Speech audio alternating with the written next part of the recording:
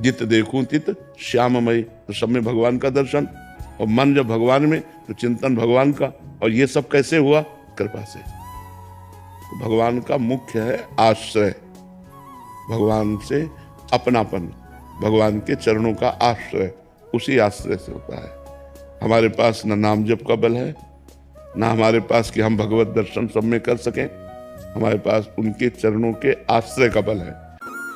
संभलने में वर्षों जन्म जन्म लगते, फिसलने में सेकंड मिनट में फिसल गया, चला गया। तो इसलिए नाम जप करो और डरते रहो। यही डर ही डरपि हरिवंश हित, जिनो भ्रमय गुण सलिल पर, जी नामन मंगल लोक त्यों, सुहरिपद भज न विलंब कर। जो डरता रहता है वो बच जाता है। भगवान का डर, समाज का डर, कानून का डर, धर्म का डर, ये हमको पवित्र करता है। दो प्रकार में शरणागति होती है, या तो बहुत सत्संग मिला और ज्ञान प्रकट हो गया तो शरणागति हुई, और या भारी विपत्ति हुई, कोई सहयोग नहीं दे रहा, सब तरह से अनाथ हो गए, अनाश्रित हो गए, तब हमारा मन भागता है भगवान की शरण की तरफ। या फिर बहुत सत्संग सुना और हमें ज्ञान हो गया कि संसार सार कुछ नहीं है, जो हमसे गलतियां हुई हैं वो भगवान के नाम जप से नष्ट हो जाएंगी। नाम संकीर्तनम यस्य सर्व पाप प्रणाशनम, प्रणामो दुख शमनम तम नमामि हरिम परम।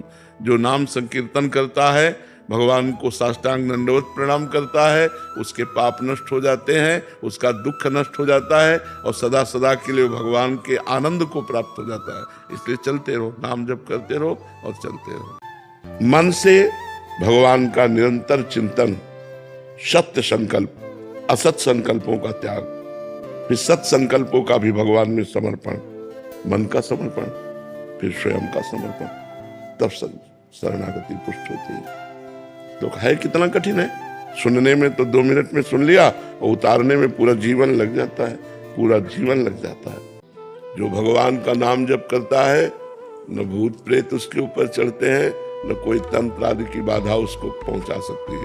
भगवान नाम जप कर रहा हो और मारण का प्रयोग कर दिया जाए, तो जो मारण का प्रयोग करेगा उसी के ऊपर मारण लगेगा जाके, नाम जापक के ऊपर। महाराज जी हमारे ऊपर तो नहीं, लेकिन पत्नी पूजा नहीं कर पाती है किसी कारणवश, लेकिन उन्हें बहुत ज्यादा परेशान। हाँ, जब तक नाम जप नहीं होगा फिर हम गारंटी नहीं लेते। नाम जप हो रहा है, गारंटी इस बात की।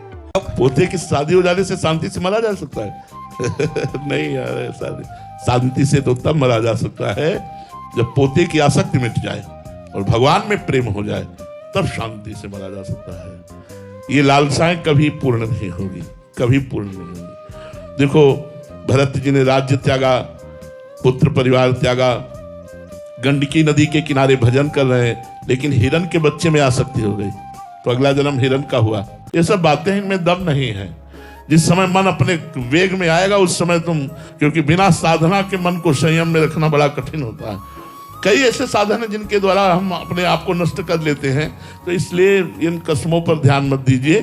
कोई सुयोग्य लड़की मिले तो आप माता पिता को प्रणाम करके और उनके आशीर्वाद से उसके साथ ब्याह कीजिए और गृहस्थ धर्म का निर्वाह कीजिए।